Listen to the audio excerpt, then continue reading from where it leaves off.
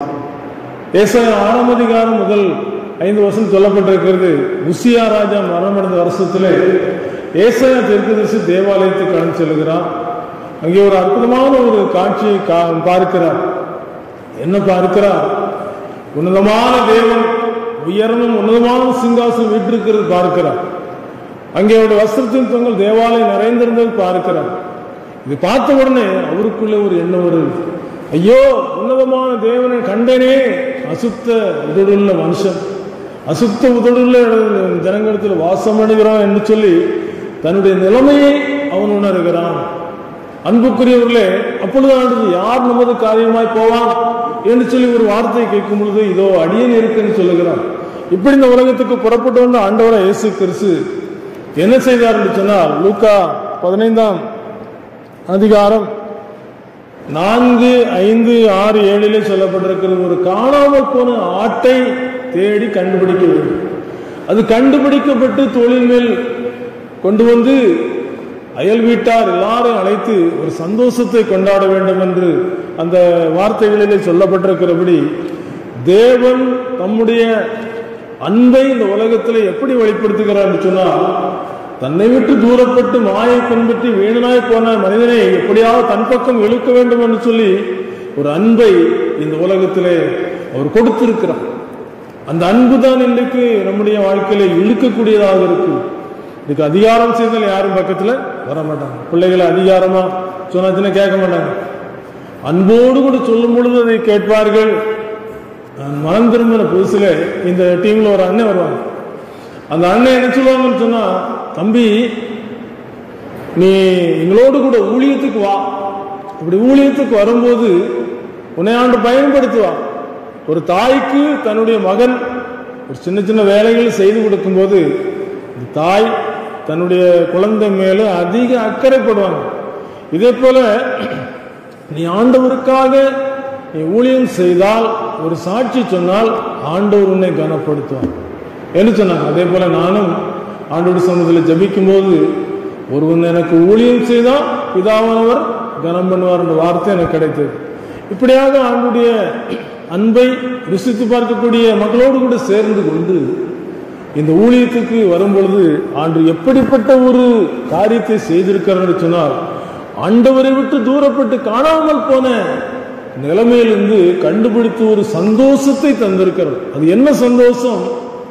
மனம் திரும்ப அவசியம் இல்லாத 99 நீதிமன்றங்களை விட்டுவிட்டு காணாமல் போன ஒரு ஆட்டை தேடி இந்த நல்ல மேய்ப்பன் தேடி வந்தது போல, இந்த ஏசாயாவுக்கு சொன்னது போல, இந்த உலகத்தோட தேவகுமாரனா இயேசு தேடி வந்திருக்கிறார்.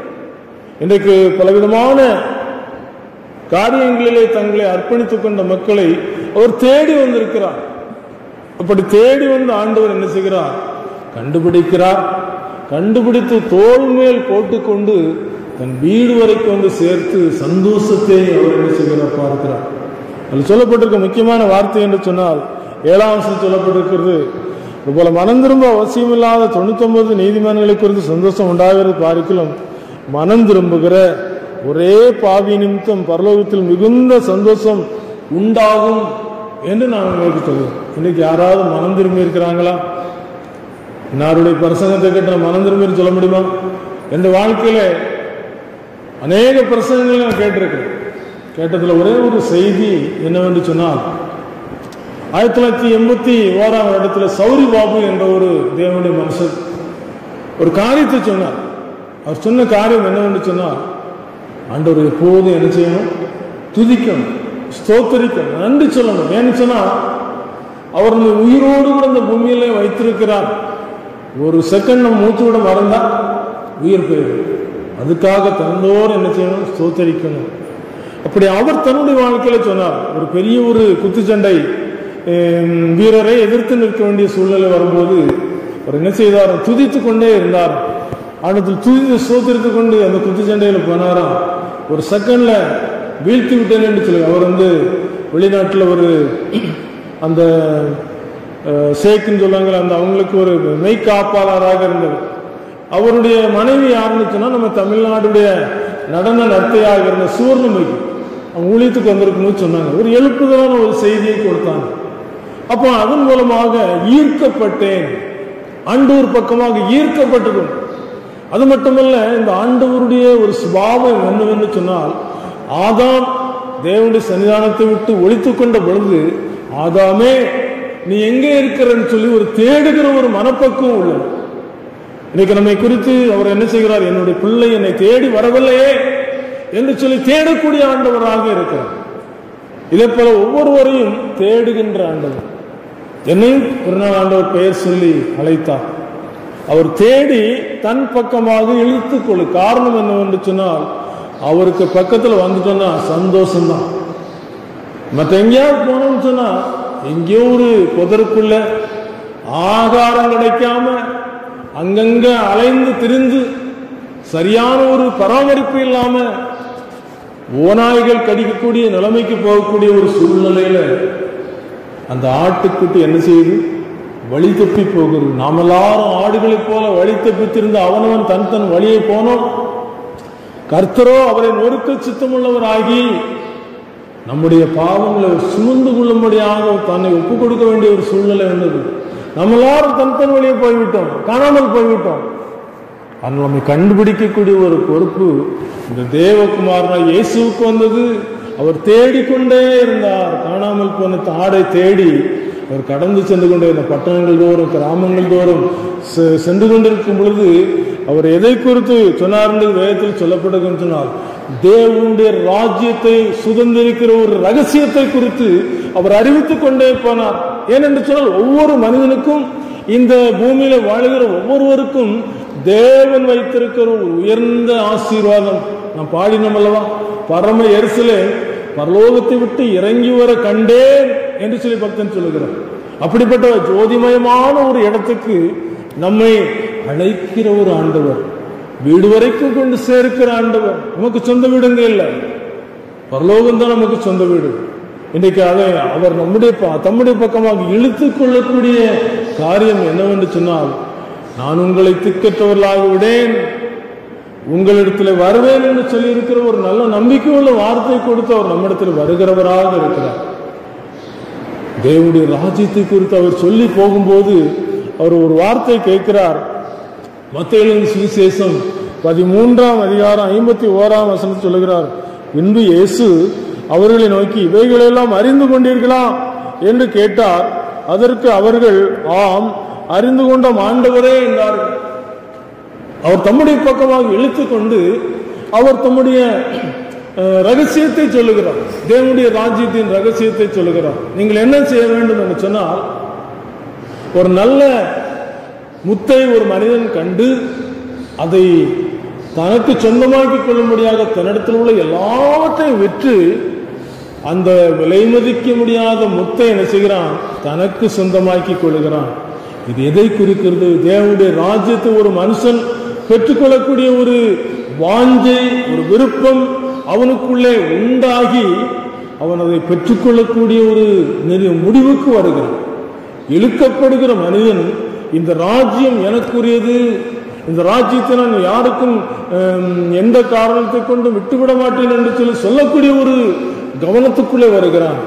அதனால் அநேக மக்கள் சந்தோஷத்தை இந்த பூமியில அனுபவிக்கும்படியாக இன்றைக்கு ஏராளமான களியாட்டுகள், ஏராளமான காரியங்கள் இருக்கிற. ஒரு நாள் ஒரு பெரிய கப்பல் புறப்பட்டது. அந்த கப்பலை யாரும் உடைக்க முடியாது என்று சொல்லி அந்த கப்பலுக்குள்ள நிறைய பேர் என்ன செய்தார்கள்? ஏறினார். அவர்களுக்கு எல்லையில்லாத ஒரு சந்தோஷம், எல்லையில்லாத மகிழ்ச்சி. ஆனால் அந்த கப்பலுக்கு ஒரு ஆபத்து வருகிற நேரத்தில் அந்த கப்பல் ஓட்டிக்கு ஒரு காசு வந்தது. நீங்க போகிற வழி சரியில்லை, அந்த வழியில இருந்து கொஞ்சம் திரும்புங்க, மனம் திரும்புங்க என்று சொல்லக்கூடிய வார்த்தை. இன்னைக்கு மனுஷனுடைய மனசு எங்க போகிறது? உதடு கனம் பண்ணுது, உள்ளமோ தூரமா இருக்கு. நமக்கு ஆண்டவருக்கும் எவ்வளவு தூரம்? அது அவரவரையுடைய வாழ்க்கையை பொறுத்தது. ஆண்டவரை விட்டு தூரமாய் போய் கொண்டிருக்கிறோம். உதடு என்ன செய்து ஆலயத்துக்கு வரும்போது கனம் பண்ணுது, துதிக்குது, ஸ்தோத்தரிக்குது. உள்ளமோ தூரமாய் விலகி இருக்கிறது. இப்படி இந்த கப்பல்ல போய்கொண்டிருந்த அந்த மக்களுக்கு நீங்க ஒரு பனிப்பாறை எதிர்கொள்ள போறீங்க, அதனால கப்பல் திருப்புங்கன்னு சொல்லி அந்த கப்பலோட்டிக்கு தகவல். அதாவது அவர்கள் குடித்து வெறித்து களிப்போடு உயர துள்ளி கொண்டிருந்தார். யார் அதை குறித்து கவனிக்கவில்லை. கடைசியில் நடந்தது என்ன தெரியுமா? அவனவன் தன் தன் வழியே போனவன் சொன்னபடி ஆண்டவரை விட்டு தூரமாய் போகும்போது அந்த ஆட்டுக்கு வருகிற ஆபத்து, உயிருக்கு வருகிற ஆபத்து, ஐயோ பரிதாபம். அந்த கப்பல் அந்த பனிப்பாறையில மோதி சுக்கு நூறாக உடைந்து, யாரும் உடைக்க முடியாது என்று சொன்ன அந்த கப்பல், அதுல பணக்காரங்க தான் அதிகமா பிரயாணம் பண்ணாங்க. சொல்லப்பட்ட ஒரு சரித்திரத்தில் ஒரே ஒரு நல்ல ரட்சிக்கப்பட்ட மனிதர் யாரெல்லாம் காப்பாற்ற முடியுமோ வேகமாக காப்பாற்றினார். கடைசியில் தனக்கும் ஒரு பிழைக்கக்கூடிய ஒரு காரியத்தை அவர் பெற்றுக்கொண்டு அந்த பாதுகாப்புக்குரிய அந்த டயரை பிடித்து கொண்டு தப்பிக்க போகிற நேரத்தில் ஒரு வாலிபன் முங்கி முங்கி எழும்பிக்கிட்டு பக்கத்தில் போனார். நீ ரட்சிக்கப்பட்டிருக்கியா? இல்லையா, நான் ரட்சிக்கப்படல. நீ இப்படி மாதிரி தான் பாதுகாத்து போயிடுவா. நான் ரட்சிக்கப்பட்டிருக்கேன். என்னுடைய இந்த பாதுகாப்பினை வச்சு நீ போய் தப்பிச்சுக்க, போய் ரட்சிக்கப்பட்டுரு என்று சொல்லி ஒரு நல்ல ஒரு சான்ஸ் கொடுக்கப்பட்டது. அவங்க பிடித்து கொண்டா, இவர் முங்கி அவர் இறந்து விட்டார். ஆனாலும் அவருடைய ஆத்மா ஆண்டவருடைய பக்கமாக இழுக்கப்பட்டு ஆண்டவருடைய விலை மதிக்க முடியாத அந்த ரட்சிப்பை பெற்றுக்கொண்டதினாலே அவர் தேவனுடைய ராஜ்யத்துக்கு கடந்து சென்றார். அந்த வாலிபன் கரையிலே சேர்ந்து பிழைத்துக் கொண்ட அனுபவத்தை பகிர்ந்து கொள்ளும் போது, நான் பிழைப்பதற்கு யார் காரணம் தெரியுமா? இந்த மனிதர் தான் காரணம். இவர் என்னை பிழைத்துக் கொள் என்று சொல்லி அனுப்பியிருக்கிறார். இப்படி எல்லாருக்கும் சந்தர்ப்பம் கிடைக்கும் என்று நினைக்க முடியாது. அன்புக்குரியவர்களே, இன்னைக்கு நம்முடைய வாழ்க்கையில ஆண்டவர் தன்னுடைய பக்கமாக இழுக்கிறார். ஏன்னு சொன்னால், அந்த பரலோகத்துக்கு போகிறது ஒவ்வொருவருக்கும் பாக்கியம், ஒரு சாக்கியம். இந்த பூமி ஒரு சொந்தமல்ல என்று இயேசு மொழிந்தனரே. இந்த பூமி ஒரு சொந்தமல்ல என்று இயேசு மொழிந்தனரே. இக்காட்டுதோர் வாழும் இயேசுவின் கொண்டற்கு இங்கே தங்கால் கிடைத்தேனோம். இக்காட்டுதோர் வாழும் இயேசுவின் கொண்டற்கு இங்கே தங்கால் கிடைத்தேனோம். ஆனந்தமே பரமானந்தமே இயேசு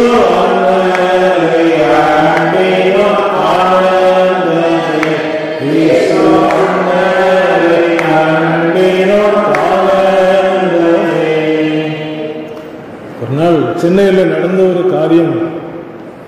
ஒரு 4-5 மனிதர்கள் நடந்து வந்து கொண்டிருந்தார்கள். நல்லா மழை பெய்ந்திருந்தது. அந்த மழை தண்ணீர் கெட்டி கிடந்தது. மழை தண்ணீருக்குள்ளே அவர்களுடைய கண்ணுக்கு தெரியாதபடிக்கு ஒரு மின்கம்பி அறுந்து கிடந்தது. மின்சாரம் பாய்ந்து கொண்டிருந்தது. மின்சாரம் பாய்ந்து கொண்டிருந்தது நாயுடைய கண்ணுக்கு தெரிந்தது. உடனே நாய் என்ன செய்தது? குறுக்கே நின்று அவர்களை வரவிடாதபடிக்கு தடுத்து உழைத்துக் கொண்டே இருந்தது. உழைத்துக் கொண்டே இருந்ததை அவர்கள் கவனித்து, ஏன் இந்த நாய் இப்படி குலைக்கும்? இப்போ நிறைய வீடுகளுக்கு நம்ம ஜோம் பண்ண போகும்போது சில வீடுகளில் நாய்கள் இருக்கும், குலைக்கும். அது அதனுடைய கடமை செய்யுது. இந்த நாய் வித்தியாசமாக குலைத்தபடினாலே அவர்கள் நின்று யோசித்து பார்க்காமல் நடந்து வந்து கொண்டே இருந்தார்கள். இந்த நாய் யோசித்தது, இன்னும் 2 ஸ்டெப் எடுத்து வச்சாச்சுன்னா தண்ணியில மிதிப்பாங்க, செத்து போயிடுவாங்க. இந்த நாய் உள்ளே பாய்ந்து விட்டது. மின்சாரம் தாக்கி அந்த நாய் அப்படி எரிந்து செத்து விட்டது. அப்பதான் தெரியுது இதுல ஒரு ஆபத்து இருக்குங்கிறத. அந்த அற்ப ஜந்து நமக்கு புரியாத, நமக்கு புரியும்படியாய் செய்து விட்டது. தன் உயிரை மாய்த்து விட்டது. அன்புக்குரியவர்களே, இன்றைக்கு உலகத்திலே ஒவ்வொரு மனிதனும் பிழைப்பதற்காக தேவன் தம்முடைய குமாரன் மூலமாக செய்ய வேண்டியதை இந்த உலகத்துக்கு கொடுத்து விட்டான். அவர் சொந்த குமாரன் பாராமல் ஒப்பு கொடுத்து விட்டான். இவ்வளவாய் அன்பு கூர்ந்து விட்டான். இவ்வளவு பெரிதான ரட்சிப்பு என்று சொல்லிவிட்டார். இன்றைக்கு இந்த ரட்சிப்பை இந்த திருச்சபையின் மக்கள் எல்லாரும் நமக்கு சொந்தமாக்கி இருக்கிறோமா, இவைகள் எல்லாம் அறிந்து கொண்டிருக்கலாம்னு சொல்லி கேட்கிறார். அந்த சம்பவத்தில் இன்னொரு சில காரியங்களும் சொல்லப்படுகிறது. கடல்ல வலை போடப்படுகிறது, அந்த வலையிலே நிறைய மீன்கள் அகப்படுகிற மீன்களிலே சில நல்ல மீன்களை பத்திரமாக எடுத்து வைத்துக் கொள்கிறார்கள். நல்லதல்லாத மீன்களை எடுத்து வலையிலிருந்து தூக்கி தூர எறிந்து விடுகிறார்கள். உலகத்தின் முடிவில் இப்படி நடக்கும். துன்மார்க்கரும் நீதிமான்களும் தனித்தனியா பிரிக்கப்படுவாங்க. துன்மார்க்கர் நியாய தீர்ப்பிலும் பாவிகள் நீதிமான்களின் சபையிலும் நிலை நிற்பது இல்லை. நியாய தீர்ப்பு என்பது நமக்கு கொடுக்கப்பட்ட ஒன்றாக இருக்கு. அநேக சிந்திப்புகளை நம்முடைய உள்ளத்துக்குள்ளே இயேசு இந்த ரட்சிப்பை தருவதற்கு இருதயத்தின் கதவை தட்டிக்கொண்டே இருக்கிறார். திறந்து கொடுத்தால்தான் அவர் உள்ளே வர முடியும். உள்ளே வந்தாதான் அந்த பாவத்தை உணர்த்த முடியும், பாவத்தை சுத்திகரிக்க முடியும். சுத்திகரித்து ஒரு மோட்ச வாழ்க்கை நமக்கு என்ன செய்ய முடியும், தர முடியும். அதை இந்த உலகத்தில் இருக்கும் பொழுது பெற்றுக்கொள்ளாவிட்டால் மரித்த பிறகு நாம் என்ன செய்ய முடியாது, பெற்றுக்கொள்ள.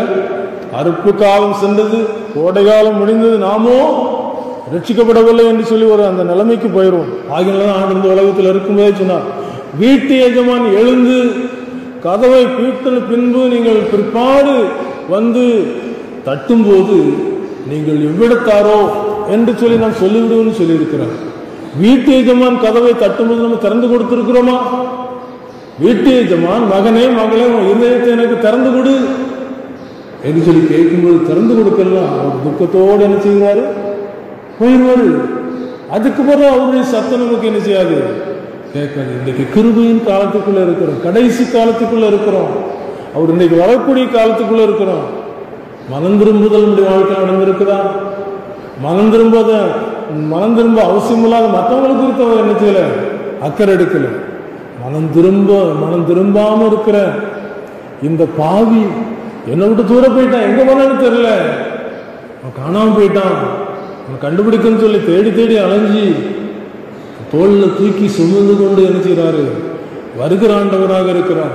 இப்படி ஒரு நாள் இந்த திருச்சபையில தேவனோடு கூட ஐக்கியம் வைப்பதற்கு எத்தனையோ முறை வந்த ஒரு வாலிபர் தன்னுடைய வாழ்க்கையில மனமோன போக்கின்படி வாழ்ந்து கொண்டிருந்தார்.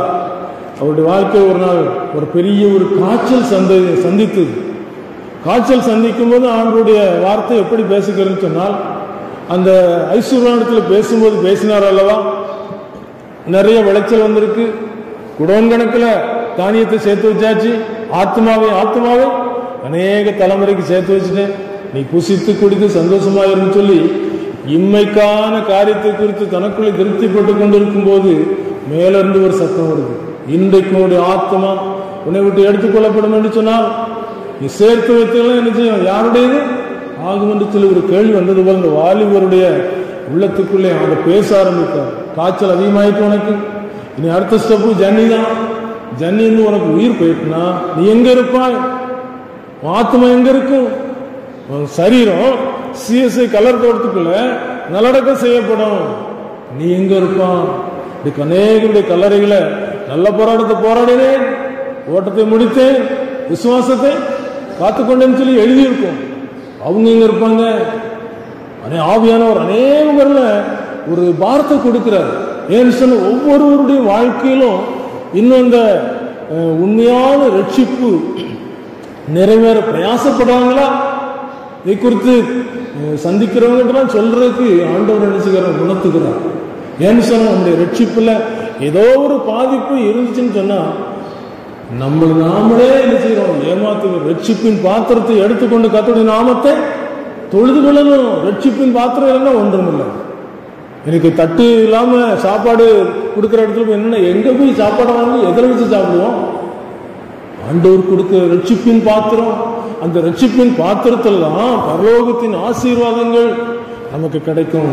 நம்ம உண்டு நம்முடைய ஆத்மாவில் ஒரு தைரியத்தோடு கூட இருக்கும். ஒரு பாட்டியமாவுக்கு காலாகாலத்தில் சுவிசேஷம் சொல்லும் போது அந்த பாட்டியம்மா வேறு மார்க்கத்தை சேர்ந்தவங்க. அந்த பாட்டியம்மா இந்த ரட்சிப்பு குறித்து, இந்த நல்ல சந்தோஷத்தை குறித்து, இந்த பரலோகத்தை சொர்க்கத்தை குறித்து, மோட்சத்தை குறித்து அவங்க நம்பிக்கை இல்லாம அதை ஏற்றுக்கொள்ளாம விட்டுட்டாங்க. கடைசியில முடிவு, அவங்க சரீரம் பலவீனமானது, அவங்க வீட்டில் ஒத்தையில இருந்தாங்க, இருட்டா இருந்துச்சு, தெருலைட்டுக்கு வந்து உட்கார்ந்தாங்க. அவங்க யாரை பின்பற்றினாங்களோ அந்த பின்பற்றின ஆட்கள்லாம் கடைசியில் அந்த ஆவிக்குரிய கண்ணு திறக்கும் போது இருக்கிறாங்க. ஐயோ, யாருக்கு என்ன அநியாயம் செய்யுது, யாரெல்லாமோ என்னை கெட்டி கொண்டு போறதுக்கு வந்திருக்காங்க, நான் யாருக்கு என்ன அநியாயம் செய்வேன், இந்த ஊர்ல யாரும் இல்லையா என்னை காப்பாத்துறதுக்கு என்று சொல்லி சத்தமிட்டு அவங்க அந்த உலகத்தை விட்டு கடந்து சென்றாங்க. எங்க போயிருப்பாங்க? தேவனற்ற ஒரு இடத்துக்கு போயிருப்பாங்க. ஆண்டவர் இருக்கிற இடம், ஜொலிக்கிற ஒரு இடம், ஒரு சந்தோஷமான ஒரு இடம். ஆகினால்தான் பக்தர்கள் பாடி இந்த உலகத்துல அந்த மகிமை வெளிப்படுத்திருக்காங்க. மாட்சி மிகும் மோட்ச நகர் மகிமையர் சொல்வேன், மாட்சி மிகும் மோட்ச நகர் மகிமையர் சொல்வேன், சேர் மாளிகைக்குள் எப்போ சேருவேன், அந்த மங்களன் சேர் மாளிகைக்குள் எப்போ சேருவேன், பட்டணத்து வீதியெல்லாம் சுத்த பண்ணாமே, பட்டணத்து வீதியெல்லாம் சுத்த பண்ணாமே, அங்கே பாடுவோரும் மாடுவோரும் போடா கோடியே, அங்கே பாடுவோரும் மாடுவோரும் போடா கோடியே, முத்துமய மாயிலெங்கும் பட்டணமானே, முத்துமய மாயிலெங்கும் பட்டணமானே, நாளை நம்மோடெல்லாம் போயிருக்கும் பட்டணமானே, நாளை நம்மோடெல்லாம் போயிருக்கும் பட்டணமானே. அந்த பட்டணத்துக்குள்ள நம்ம பிரவேசிப்பதற்கு என்ன ஒரு அத்தாட்சி வேண்டுமா? இயேசு கிறிஸ்துவின் ரத்தத்தினால கழுவப்பட்டிருக்கணும். இயேசு கிறிஸ்துவனுடைய ரத்தத்தினால கழுவப்பட்டவர்கள் மாத்திரம் சொல்லி அது சொல்லிடும். இன்னைக்கு ஒரு ஊருக்கு போறோம், ஊருக்கு போகணும்னு சொன்னா என்ன செய்யணும்? அரசாங்கத்தில் அனுமதி வாங்கணும், விசா வாங்கணும். அந்த நாட்டுக்கு போய் இறங்கின உடனே இந்த நாட்டினுடைய அனுமதியை அவங்க என்ன செய்வாங்க, கேட்பாங்க, கொடுத்தாதான் அங்க ஏற்றுக்கிடுவாங்க, இல்லைன்னா நீ உங்க நாட்டுக்கே திரும்பி போங்கன்னு அனுப்பி வச்சிருவாங்க. இதே போல பரலோகத்துக்குள்ளே பிரவேசிப்பதற்கு இந்த இயேசு கிறிஸ்துவினுடைய ரத்தத்தினால் கழுவப்பட்டிருக்கிறீங்களா? எங்க குழுவில் ஒரு அருமையான பெரிய ஐயா இருந்தாங்க, சாலமோன் பிரசங்கியார்னு சொல்லி. அவங்க அநேக நேரங்களில் பரலோகத்தை குறித்து சொல்லி இருக்கிறாங்க. கடைசியில் அவங்க இந்த உலகத்துல ஒரே ஒரு காரியம் சொன்னது ஞாபகம் இருக்கு. என்னை சிங்கி அடிச்சு மயங்கப்படுத்துன்னு சொன்னபடி கடைசி வரைக்கும் இந்த குழுவில் அந்த பெரிய ஒரு அந்த ஜால்ரா அதை அடிச்சு மயங்கப்படுத்தி ஆண்டுடைய ராஜ்யத்துக்கு கடந்து போனாங்க. இப்படி நிறைய சாட்சிகளை சொல்ல முடியும். ஆனால் நம்முடைய வாழ்க்கையில அந்த பட்டணத்துக்குள்ள பிரவேசிப்பதற்கு என்ன தடை இருக்குன்னு சொல்லி இங்க இருக்கும் போதே நம்ம சரி செய்து கொள்ள வேண்டியது அவசியம். இந்த ஊர்ல இருந்து ஒரு ஊருக்கு வெளிநாட்டுக்கு போகணும்னு சொன்னா சரியா நம்ம டாக்குமெண்ட்ஸ் வச்சிருக்கணும். இதே போல பரலோகத்துக்கு நம்ம போகிறதுக்கு இந்த பூமியில நமக்கு என்ன அத்தாச்சு? அவருடைய ரத்தம் தான் நமக்கு அத்தாச்சு. ஒரு கரை திரை ஒன்றுமில்லாமல் மாசத்துக்கும் பழுதுக்குமான திருச்சபையாக நிறுத்திக் கொள்வதற்கு தம்மை தாமே ஒப்பு கொடுத்தார். யாரை தேடுகிறீர்கள்? இயேசுவை தேடுகிறோம். நான் தான் இயேசு, பிடித்துக் கொள்ளுங்கள். பின்கையாக கட்டப்பட்டார், வாரினால் அடிக்க கொண்டு போகப்பட்டார், பரியாசம் பண்ணப்பட்டார். அவரை சிலுவையில் அறையும், சிலுவையில் அறையும் என்று சொல்லுகிற ஒரு குரல் கேட்டது. நேகர் பொய் சாட்சி சொன்னார்கள். தேவாலயத்தை இடித்து 3 நாளிலே கட்டுவேன் என்று சொன்னான் என்று சொல்லி தேவதூசணன் சொன்னான் என்று சொன்னார்கள். ஜனங்களுடைய சத்தம் அதிகமானதுனாலே அந்த பிலாத்து ஜனங்களை பிரியப்படுத்த மனதுள்ளவனாய் கைகளை கழுவி ஒப்பு கொடுத்துட்டான். சிலுவையில் அறைய ஒப்பு கொடுத்துட்டான். சிலுவையில் அறைய கொண்டு போகும்போது அந்த ஸ்திரீகள் எல்லாரும் அழுது கொண்டு பின்னால போகும்போது ஆண்டவர் ஒரு வார்த்தை சொல்லுகிறார், எனக்காக அழ வேண்டாம், உங்களுக்காகவும் உங்கள் பிள்ளைகளுக்காக அழுங்கள். இன்னைக்கு அழுகிறோமா? பிள்ளைகளுக்காக அழுகிறோமா? நமக்காக அழுகிறோமா? இப்போ அழுந்தாச்சுன்னா தான் நமக்கு நிச்சயம் மீட்பு கிடைக்கும், பாவ மன்னிப்பு கிடைக்கும், அந்த பரலோகத்தினுடைய நிச்சயம் கிடைக்கும். ஏதோ வாரம் போறோம், உதடு கனமானது, உள்ளம் தூரமா இருக்குன்னு சொன்னா வாழ்க்கையில இந்த நிச்சயத்தை இழந்து போய் ஆண்டுடைய ராஜ்யத்துக்கு போகிறதுக்கு பதிலாக ஒரு பரிதாபமான ஒரு இடத்துக்கு அந்த பாட்டியமாக போயிட்டோன்னு சொன்னா கேள்விக்குறியாயிடும்.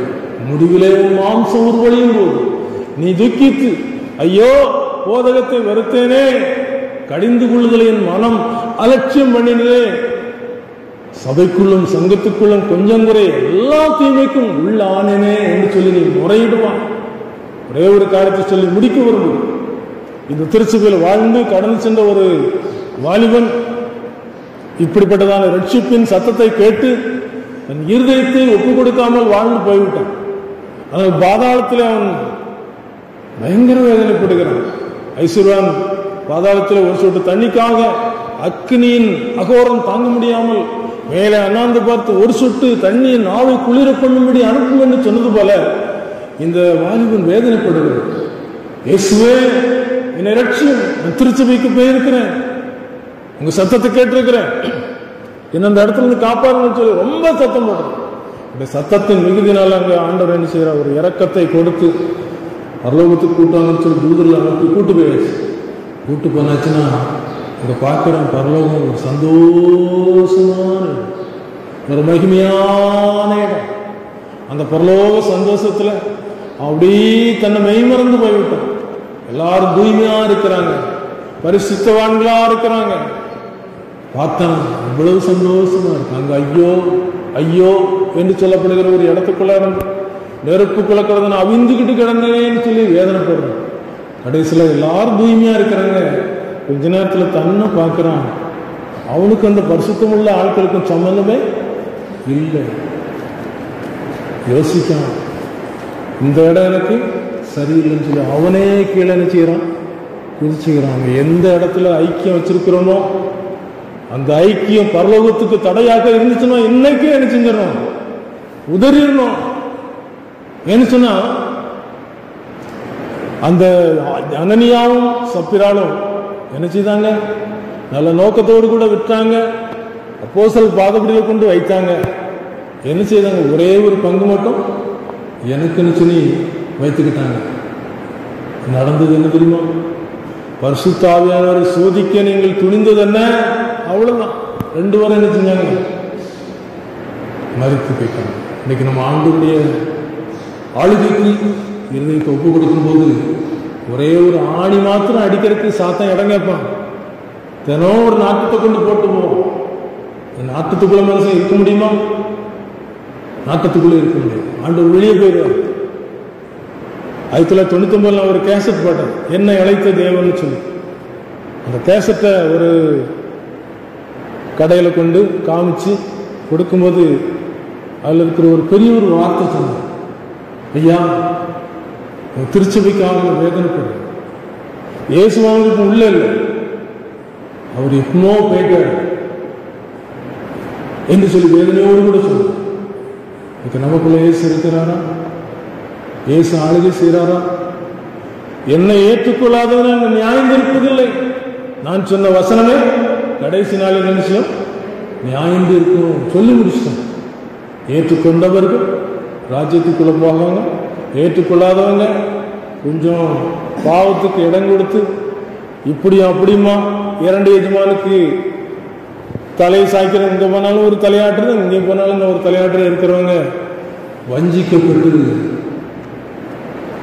நீ காலாட்களோடு ஓடும் போதே உன்னை இழைக்க பண்ணினார்களால் குதிரைகளோடு எப்படி சேர்ந்து விடுவாய்?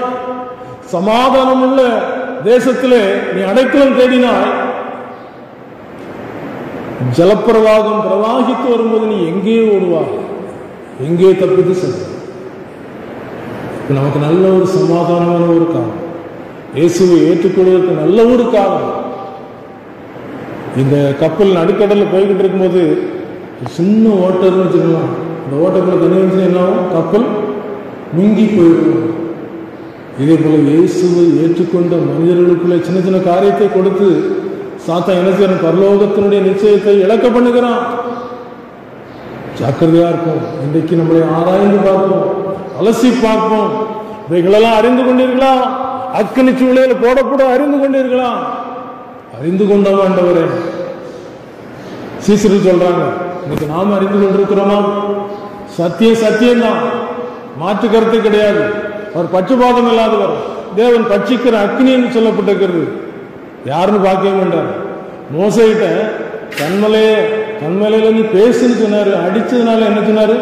நீ கானானுக்குள்ள பிரவேசிக்க மாட்டான் சொல்லிட்டு தீர்ப்பு வந்துட்டு உடனே யோசுவா தான் கூட்டு போவார்.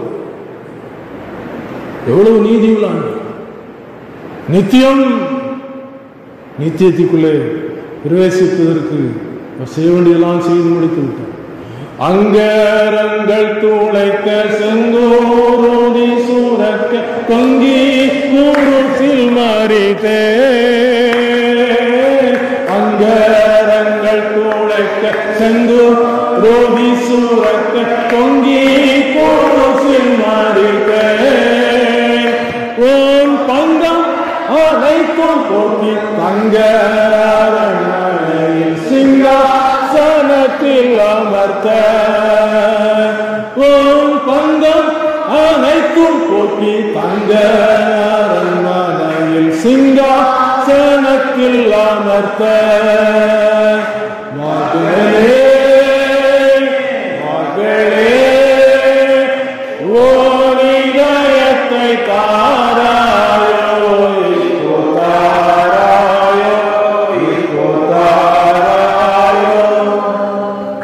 மாத்திரம் கொடுத்த போதும். முழங்கால் படியிடவும், ஆண்டோடைய சமூகத்துல கொஞ்சம் பேசுங்க, மனசுல உள்ளத்தின் ஆழத்திலிருந்து பேசுங்க. இயேசுவே, பரலோகத்துக்குள்ள அந்த பட்டணத்துக்குள்ள போறதுக்கு ஏதோ ஒரு தடை இருக்கிற மாதிரி தெரியுது. ஒரு நாள் ஒரு தேவ ஊழியர், ஆண்டவர் ஏற்றுக்கொண்டவர் மரணத்தின் ஓரத்துக்கு வந்து விட்டார். அவரை பார்க்க கூட உடன் போன ஊழியக்காரர்கள் பார்த்து, சகோதரனே உன் நிலைமை குறித்து கேள்விப்பட்டேன், எப்படி இருக்கிறா? கேட்கும்போது மரணம்னா பயமா இருக்கு, மரணத்தை குறித்து பயமா இருக்கு. ஏன்பா அப்படி சொல்றா? மரித்தேன் ஆனாலும் சதாகாலம் உயிரோடுக்குன்னு சொல்லி இருக்கிறாரு. மரணமும் கூறங்க பாதாளமும் ஜெயமங்கன்னு சொல்லி இருக்கிறாரு. இயேசு மரணத்தை ஜெயித்து விட்டாரு. சரிவா ஜோமன்னு சொல்லி 2 வருது முழங்கால் போட்டு ஜோம் பண்ணி அவர் கடந்து போய்விட்டார். 2 நாள் கழிச்சு வர, சகோதரன் இப்ப எப்படி இருக்கா? எனக்கு ஏதாவது மாற்றம் தெரியுதா? தெரியுதப்பா, ஒரு கோழி விட்ட சுத்தி சுத்தி வருது. என்னப்பா செய்தான்? இப்படி ஒரு மனுஷன் சொன்னான், நல்ல விளைச்சல் வரணும், இப்படி செய்யணும், காசு கூட நான் செய்யறேன்னு சொன்னான். கொடுத்துட்டப்பா. சரி, இப்படி தப்பு பண்ணிட்டிய, என்ன என்று உனக்கு வேற தேவர் உண்டாயிருக்கான்னு சொல்லியிருக்கிற தப்புன்னு மீறிட்டிய, வா திருப்பி ஜோமனும். எந்த பாயும் பிறம்பை தள்ளாதான் ஜோம் பண்ணாங்க. திருப்பி 2 நாள் கழிச்சு வந்தாரு. இப்ப எப்படி இருக்காப்பா? எல்லாம் சந்தோஷமா இருக்கப்பா. நான் பட்டணத்துக்கு போற ஆயத்தம் சொல்ல முடியுமா? இன்னைக்கு லதா மங்கேஷ்கர் சொல்லி ஒரு பெரிய ஒரு பின்னணி பாடகி, அவங்க மறிக்கிற நேரம் வந்தபோது பெரிய மாளிகையில் இருந்தாங்க. மாளிகை விட்டுட்டு போறேன், எனக்கு 5 அடி நிலம் தான் சொந்தம் அப்படின்னு சொல்லி அவங்க வேதனை போட்டிருக்காங்க. இன்னைக்கு இந்த உலகத்தில் எத்தனையோ பேருடைய முடிவு எப்படியெல்லாமோ போய் கொண்டிருக்கு. நம்முடைய ஆத்மா விலையா இருக்கு. ஆத்மாவுக்கு ரத்த குறைந்து கொடுத்திருக்கிறார். நீ இங்கே இருப்பாயா அங்கே இருப்பாயா, மோட்சமா நரகமா? இயேசுவை அறியாதவர்களுக்கும் இயேசுவை ஏற்றுக்கொள்ளாதவர்களுக்கும் கொடுக்கிற அந்த மகா பரிசுத்த நாளிலே அவர் எல்லா தேவதற்கும் ஆச்சரியப்படத்தக்கவராய் வரும்போது,